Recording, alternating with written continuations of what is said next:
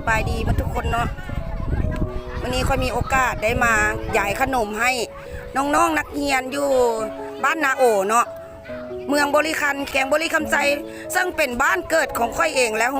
โรงเรียนแห่งนี้ค่อยเคยเข้าแต่ว่าสมัยของค่อยเข้ามันจะโรงเรียนจะโบงามแนวนี้เนาะฝาไม้กระแตะและแถวนี้ก็ยังเป็นป่าอ้อมรอบอยู่เนาะวันนี้ค่อยได้มีโอกาสก็คือได้มาเลี้ยงข้าวเปียกน้องๆนักเรียนฮอดครูอาจารย์แล้วก็กินข้าวเปียกเบิ่งถ้วยบวงเด็กน้องนักเรียนเอามาคนละถ้วยแล้วก็คนละบวงมื้อนี้สิเลี้ยงข้าวเปียกแซ่บๆให้พวกผู้บ่าวน้อยผู้สาวน้อยได้กินเลยเนาะมื้อนี้เนาะสวัสดีอาจารย์สวัสดีกินน้ำซอหาบ่เห็น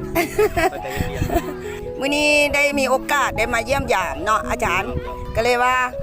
ค่อยกับเป็นคนบ้านนี้นะค่อยเป็นคนบ้านนี้ได้เข้าเรียนอยู่นี่มีขนมเล็กๆน้อยๆจากกูเพิ่นสนับสนุนมาจากหน่วยงานจากโรงงานขนมแซ่บเวอร์เนาะเพิ่นสนับสนุนมาแล้วก็มีว่าอาจารย์น่ะคนแสงจันทร์เพิ่นน่ะได้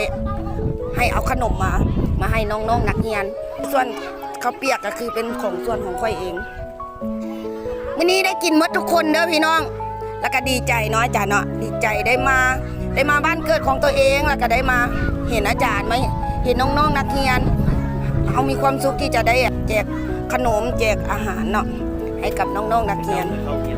แม่นแสดงว่าศิษย์เก่ากับแม่นเป็นศิษย์เก่าเว้ยศิษย์เก่าเพิ่นมาเยี่ยมยามเรียนเนาะโดยศิษย์เก่า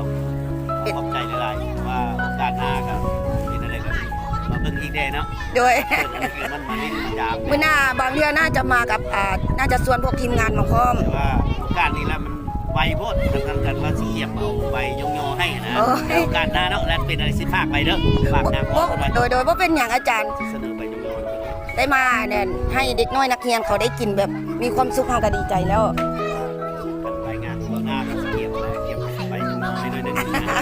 การหน้าเป็นอะไรสิฝากไว้โดยขอบใจอาจารย์ขอบใจหลายๆ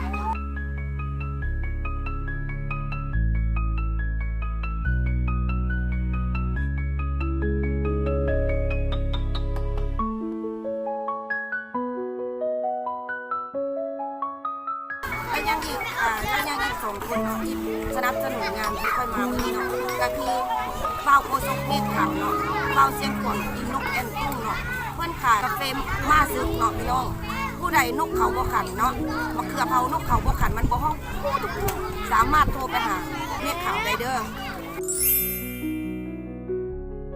และอีกอันหนึ่งเป็นสาวสวยเนาะเป็นสาวสวยยอดฮิตของตอนนี้เนาะก็คือเมติกคนงามเพิ่นสนับสนุนเส้นข้าวเปียกเนาะให้เราได้มาต้มข้าวเปียกให้น้องๆได้กินในนี้เนาะผู้ใดสนใจลดเนาะมือ1มือ2โทรหาเมติกได้เลยเด้อแล้วเครื่องสำอางโทรหาเมติกได้เลยผู้ใดใส่น้ำเมติกหน้าสดใสเนาะขอบใจหลายๆเด้อเม